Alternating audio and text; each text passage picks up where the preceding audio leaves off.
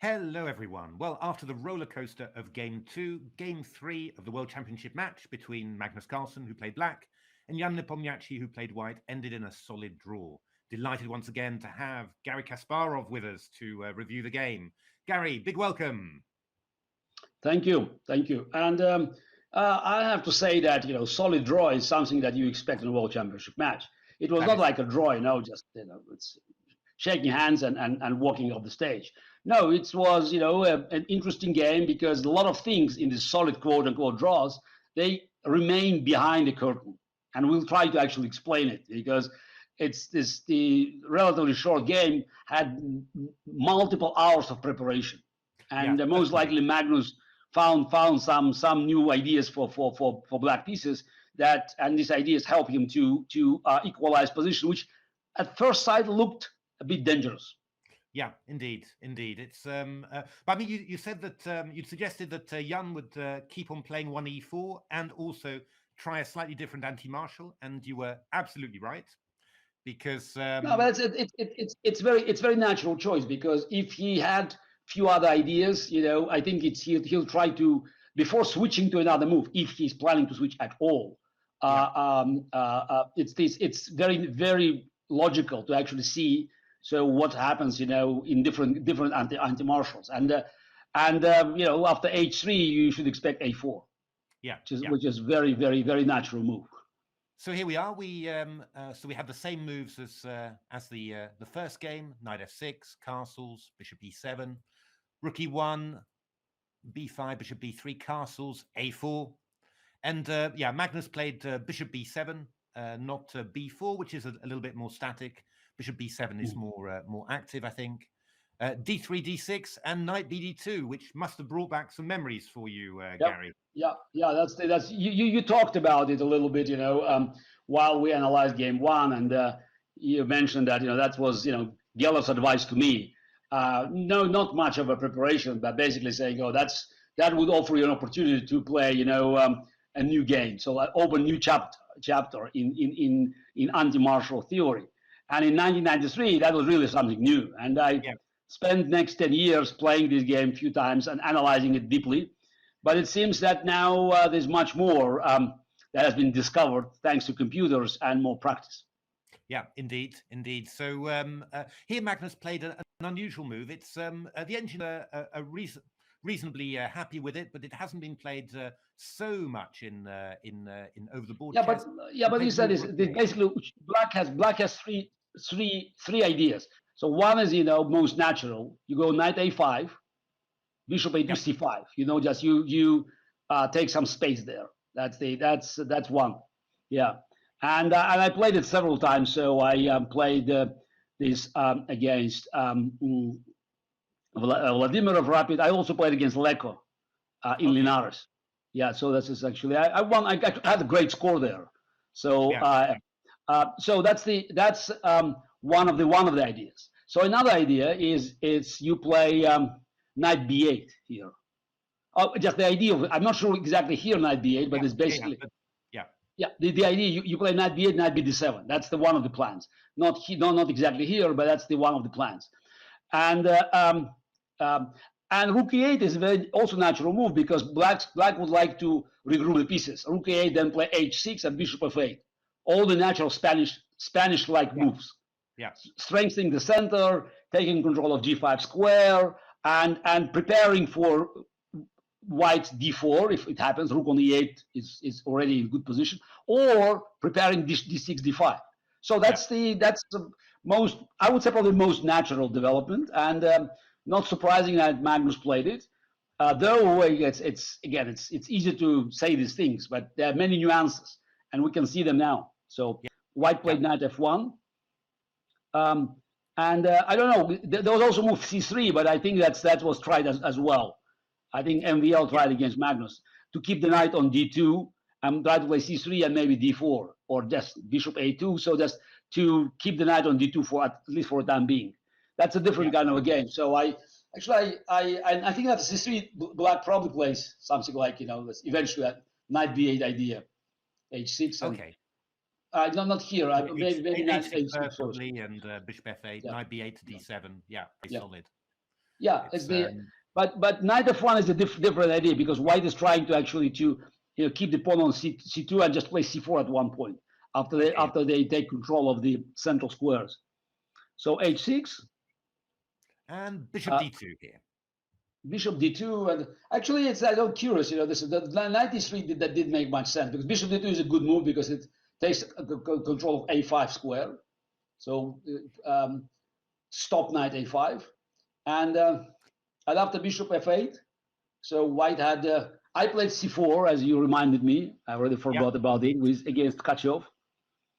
Indeed, and I mean, interesting plan somehow, but some ways have been found, I think, for black to neutralize that. So I mean, black's threatening d6 to d5 in the center. So knight e3 is pretty logical, good square for the knight. Knight e7. And here knight e7 from Magnus. Yeah, just knight e7. It's also logical to try to bring knight on g6 and still preparing d5. Exactly. Yes. Exactly. And here, Nepomniachtchi took up your idea again, actually, and played the move c4.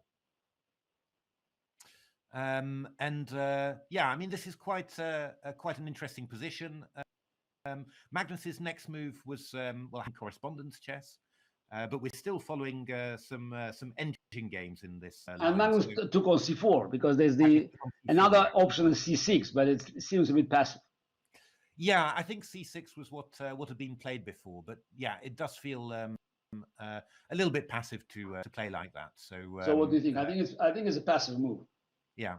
I prefer b takes c4 and then knight takes c4. But now it looks very promising for white because this threat is knight a5. Yeah.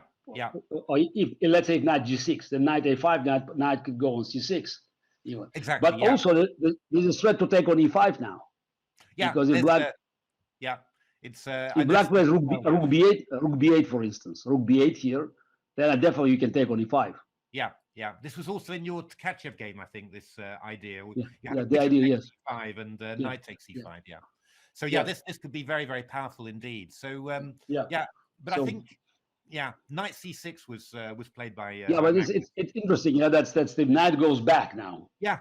I was shocked when I saw it. I thought, how can this be good? But I guess stopping knight a5, protecting e5 against your sacrifice, and also aiming for the four square. So black's going to play either rook b8 or a5 to try and get in knight b4. It's and here the first real new move of the game was played. There'd been a previous engine game with bishop c3, but here Nepomniachtchi played rook c1. A very logical move. I think knight a5 is actually quite an unpleasant threat in this position. And then Magnus plays a5. And then Magnus played a5, which I think still was his preparation, to be honest. I think, or he, just played it superbly because this really fitted together absolutely perfectly, like a beautiful solution. So, I mean, after a5, not easy to know what white should do, really. I mean, if the knight moves from c4, for example, I was thinking about, even a move like knight a3. I'm curious, this is interesting. But can you play something like rook e2? Yeah, this is also rook e2. Interesting, yeah. Now I want to play bishop e1 and rook c2. Yeah, because pawn on a5 is weak. Rook cannot move. So I guess I'm going to play bishop c8 here and h3. Yeah, h3, and then maybe bishop e6. Interesting, yeah. Actually, if instead of h3, can I play knight e3? Ooh, knight e3. No, knight e3 now. Instead of bishop, here playing knight e3. Yeah, that's possible. Because you want to meet knight b4, you want to go takes and knight d5, yeah. Yes. I want this idea. Yes. No, that's this. I think that's should be good for white. Take knight d5. Yeah, this looks. I mean, I guess I could play c5. Could play c5, I suppose. I don't know how good this position is for white. I can take on f6 and go bishop d5, maybe b3. That would be quite decent, I think. No, I still think okay. There's a game. I mean, I'm not saying it's really good for white, but it's a game. Yeah, rook e2 is a very interesting idea. It's I like this position. Yeah. It's definitely an idea, because I think the way that that Jan played it, Magnus had a very concrete way to get into an equal position. I mean, bishop c3 was played, and then Magnus played the lovely move, because I mean queen d2 is white's threat, hitting a5, but Magnus the lovely move bishop c8. Okay. And now if queen d2, then we simply play bishop e6. And it's very difficult for white to do anything here. Yeah, it's black pieces are very harmonious. Now bishop on f8, h6, all the moves they're just part of the plan. Yeah, and it's funny. I mean, black's wasted a lot of time. He's gone knight e7, knight c6. He's gone bishop b7, c8 to e6. But somehow he's in perfect time. It's quite strange somehow. But of course, white's wasted a lot of time with this knight on c4. That's gone b1 d2 f1 e3 round to c4. So it's sort of not too both sides have lost time, but it surprised me how how clean this looked for black after bishop c8. I mean, Jan started spending a reasonable amount of time now. He played d4 knight takes d4, takes, and then bishop e6, and this is a very annoying move, really. This whole piece structure, you can't take on a5 because we just play, we've just got this move c5 actually, which is very unpleasant for white, opening up the attack on the a5 square. So it's just very difficult. I mean, the engines were suggesting queen d3. But black plays d5 to free himself, and this position is e takes d5. No, it's a full compensation. Yeah, full compensation. Just two bishops, weak b file. Yeah.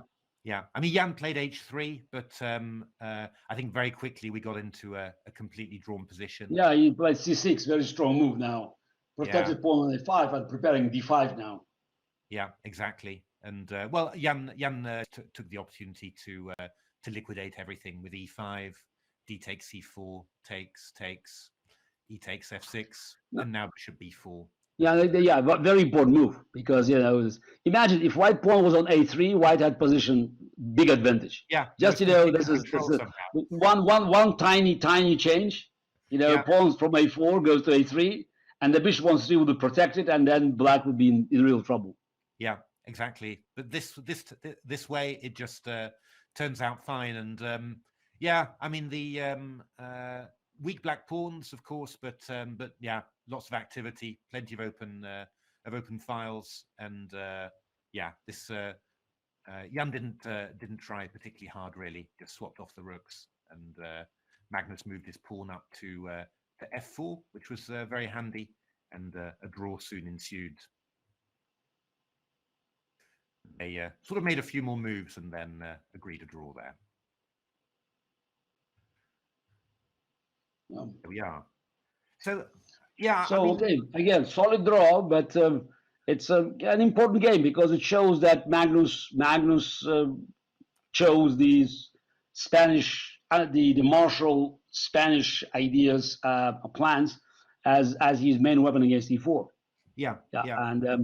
And now Nepo has to make also a tough choice, whether he'll continue trying to push Magnus away from this territory, but it's very solid, or he changes the first move, or just, I don't know, maybe he goes to Italian. I don't know, just do something else, but not Spanish. Yeah, I have the feeling that Magnus is quite well programmed in these positions. He seems to be playing them lovely and have some good ideas as well. I mean, some unusual ideas and.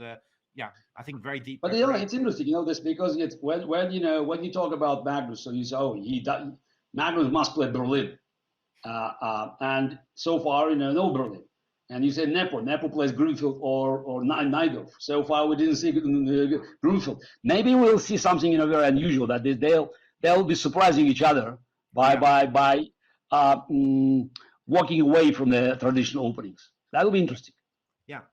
I mean, what do you think? I mean, Magnus has got a rest day now and a white game the day after, so that's pretty good for him. What do you expect from Magnus? Another D4, another D4. I think D4. Yeah. I think by the way, he should be confident that Nepo doesn't play Grunfeld. I think it's D4 is very likely, and we'll see what he does in Catalan if he plays Catalan again, which is also possible. So I think there's a good chance for another Catalan. Okay. Do you think Nepomniachtchi will repeat the same Catalan or just try a slightly different one? It's I don't know. It seems to me that he's trying to play main line, so the 6 move D takes C4 and just that's tradition. Yeah. If Magnus plays Catalan, I think they might continue the same pass, and we'll see what happens, because it's definitely if White wants complications, they can have complications. Yeah, indeed. It's I'm really looking forward to the next game. I think it's going to be but we have a rest day tomorrow. Rest day tomorrow. What are we going to do? We'll contemplate. Okay. Well, Garry, thank you, man. Yeah, okay. Thanks very much indeed. Yes, already. See you on Tuesday. Yeah, see you on Tuesday.